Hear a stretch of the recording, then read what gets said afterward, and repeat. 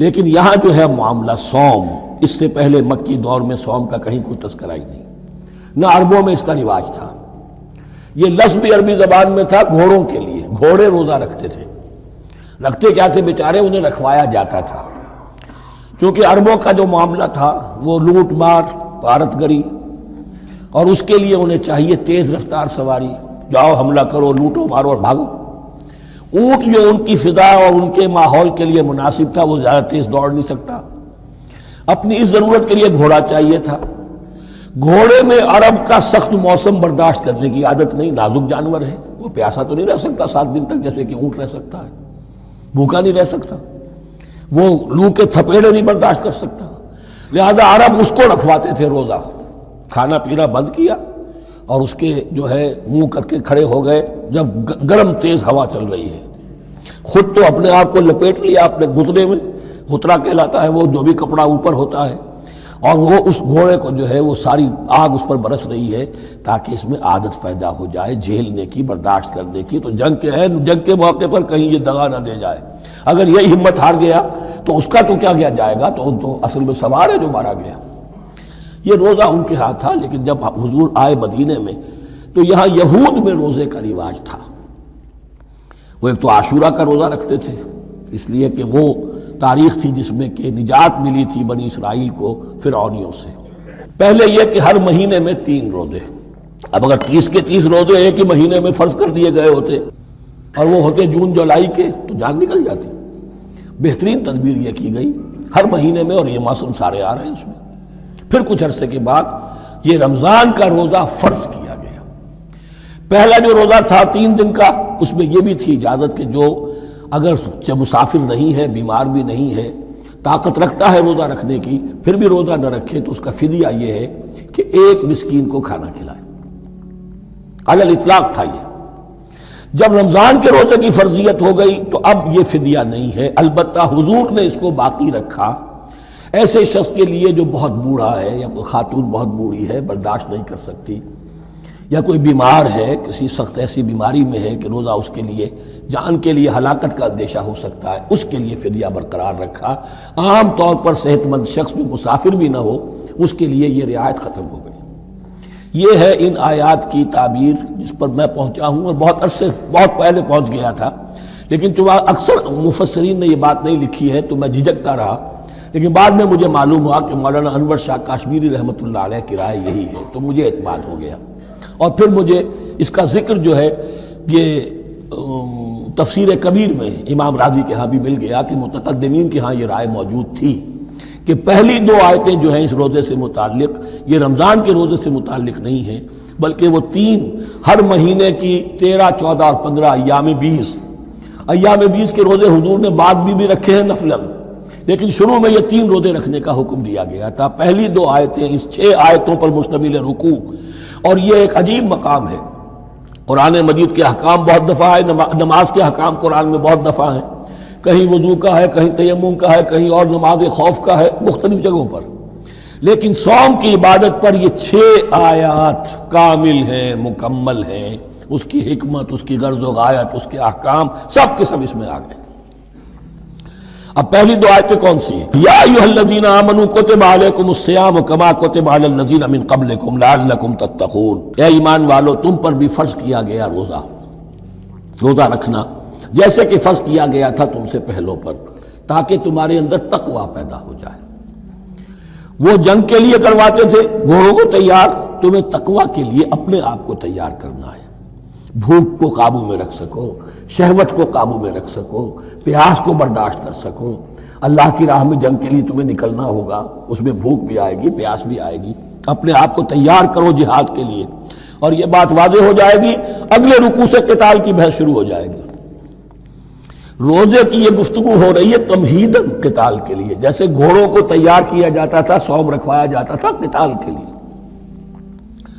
ایام معدودات، گنتی کے چند دن ہیں، یہ گویا کہ ثبوت ہے اس کا کہ یہ 2-3 دن سے زیادہ، معدود جو ہے وہ عربی زبان میں 9 سے زیادہ نہیں ہو سکتا۔ معدودہ جب آئے گا، ایام معدودات، یہ جمع جو ہے جمع قلت کہلاتی ہے۔ معدودات، معدودہ بڑی سے بڑی رقم ہو سکتی ہے، لیکن معدودات جمع قلت ہے۔ گنتی کے چند روز ہیں. فمن کان منکم مریضا، ان میں بھی یہ رعایت ہے کہ جو تم میں سے بیمار ہو او علی سفر، یا سفر پر ہو، فعدۃ من ایام اخر، تو وہ تعداد پوری کر لے دوسرے دنوں میں. وعلی الذین یطیقونہ، اور جو اس کی طاقت رکھتے ہوں، فدیۃ طعام مسکین، وہ فدیہ دیں ایک مسکین کا کھانا کھلانا. ان آیات کی تفسیر میں جیسا کہ میں نے عرض کیا مفسرین کے بہت سے اقوال ہیں، اب میں اس کی بحث میں نہیں جا سکتا. جو میں نے اپنے مطالعے کے بعد رائے قائم کی ہے میں صرف وہی بیان کر رہا ہوں کہ اس وقت، اور یہ امام راضی کے الفاظ ہیں کہ یہ فرضیت الگ تعیین نہیں تھی بلکہ الگ تخییر تھی. فرض تو ہے روزہ، لیکن اس کا بدل بھی دیا جا رہا ہے. اگر تم نہیں رکھنا چاہتے تو تم ایک مسکین کو کھانا کھلا دو. تو گویا کہ تدریجاً انہیں لانا تھا، چونکہ اس بات کے وہ پہلے سے عادی نہیں تھے. فمن تطوع خیرا فهو خیر اللہ، اور جو اپنی جی سے اپنی مرضی سے خیر کرنا چاہے تو اس کے لیے خیر ہے. روزہ بھی رکھے اور مسکین کو کھانا بھی کھلائے، دونوں کام کرے تو اس میں کوئی رکاوٹ تو نہیں، اس کے لیے بہتر ہوگا. وَأَن تَصُومُوا، اور دیکھو اگر روزہ رکھو، خیر لکم ان کنتم تعلمون، یہ تمہارے لیے بہتر ہے اگر تم جانو. اب یہاں بھی ایک طرح کی رعایت کا انداز ہے. اب آ رہی ہیں دو آیتیں جو خاص رمضان کے روزے سے متعلق ہیں، حکمت اور غرض و غایت. پھر ایک آیت طویل آئے گی احکام، اور پھر ایک آیت آئے گی لٹمس ٹیسٹ. یہ 6 آیتیں. شہر رمضان الذی انزل فیہ القرآن، رمضان کا مہینہ وہ ہے جس میں قرآن نازل کیا گیا. ھدی للناس وبینات من الھدی والفرقان، لوگوں کے لیے ہدایت، اور ہدایت کی بھی روشن بینات باتیں، والفرقان، اور حق و باطل میں فرق کر دینے والی چیز.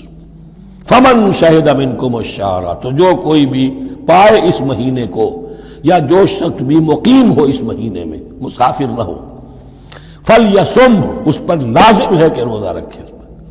اب وہ وجوب علی التخییر ختم ہو گیا، اب وجوب علی التعیین، اب یہ لازم ہے، یہ رکھنا ہے.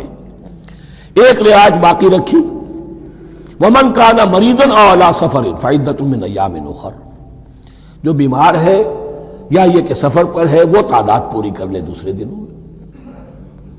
یرید اللہ بکم الیسر ولا یرید بکم العسر، اللہ تمہارے ساتھ آسانی چاہتا ہے، سختی نہیں چاہتا. یہ لوگ اپنے اوپر سختیاں جھیلتے ہیں، شدید جو ہے سفر کے اندر بھی روزہ رکھے ہوئے، حالانکہ یہاں اجازت دی ہوئی ہے. یہ بلکہ حضور نے ایک مرتبہ ایک سفر میں کافی سرزنش کی. کچھ ایک جہاد اور قتال پہ نکلے تھے، لیکن کچھ لوگوں نے اس سفر میں بھی روزہ رکھ لیا. نتیجہ یہ ہوا کہ سفر کے بعد جہاں منزل میں اب جا کر خیمے لگانے تھے وہ نڈھال ہو کر گر گئے. جن لوگوں کا روزہ نہیں تھا انہوں نے پھر وہ خیمے لگائے، منزل کا کام کیا.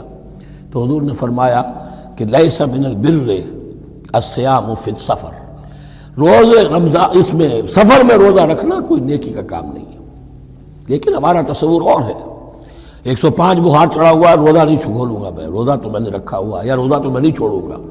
حالانکہ جہاں رعایت اللہ کی ہے اس رعایت سے فائدہ نہ اٹھانا ایک طرح کا کفران نعمت ہے. وَلِتُكْمِلُوا الْعِدَّةَ، لیکن تمہیں عدت اور تعداد اب پوری کرنی ہوگی. وہ جو تھی ایک رعایت کہ فدیہ دے کر فارغ ہو جاؤ، وہ نہیں ہے. وَلِتُكَبِّرُوا اللَّهَ عَلَىٰ مَا هَدَاكُمْ، اور تاکہ تم تکبیر کرو اللہ کی اس پر کہ جو اس نے ہدایت تمہیں عطا فرمائی. وَلَعَلَّكُمْ تَشْكُرُونَ، اور تاکہ تم شکر کر سکو اس نعمت عظمیٰ کا جو قرآن حکیم کی شکل میں تمہیں دی گئی ہے.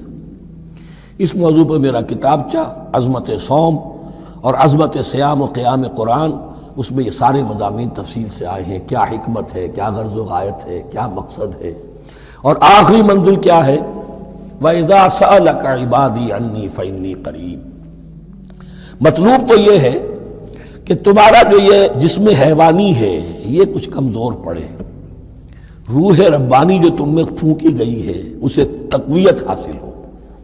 دن میں روزہ رکھو، اس حیوانی وجود کو ذرا کمزور کرو، دباؤ اس کے تقاضوں کو. رات کو کھڑے ہو جاؤ، اللہ کا کلام سنو اور پڑھو تاکہ تمہاری روح کی آبیاری ہو، اس پر حیات، آب حیات کا ترشح ہو. نتیجہ کیا نکلے گا، تمہارے اپنے اندر سے ایک پیاس ابھرے گی. وَإِذَا سَأَلَكَ عِبَادِي عَنِّي فَإِنِّي قَرِيبٌ، تقرب الی اللہ کا جذبہ پیدا ہوگا. تو اے نبی، جب میرے بندے، ایسے بندے آپ سے میرے بارے میں سوال کریں، ان کو بتا دیجئے میں قریب ہوں، دور نہیں ہوں. یہ حقوق انسانی کا میرے نزدیک دنیا میں سب سے بڑا میگنا کارٹا ہے۔ اللہ اور بندے کے درمیان کوئی فصل نہیں ہے، فصل اگر ہے تو تمہاری اپنی خباثت ہے۔ اگر تمہاری نیت میں فساد ہے، حرام خوری تو کرنی ہی کرنی ہے، تو اب کس منہ سے اللہ سے دعا کرو گے؟ پھر جاؤ گے کسی پیر کے پاس، آپ دعا کر دیجئے۔ یہ نذرانہ حاضر ہے، یہ طریقہ کیا ہے؟ انسان کا نفس حائل ہے اور کوئی نہیں، ورنہ ہم تو مائل بے کرم ہیں، کوئی سائل ہی نہیں، راہ دکھنا ہے کسی رہنوی منزل ہی نہیں، کوئی پوپ نہیں، کوئی پنڈت نہیں، کوئی پادری نہیں، کوئی پیر نہیں، کوئی نہیں، جب چاہو اللہ سے ہم کلام ہو جاؤ۔ اس سے بڑا حق کیوں خالق و مخلوق میں حائل رہے پردے؟ پیران کلیسا کو کلیسا سے اٹھا دو۔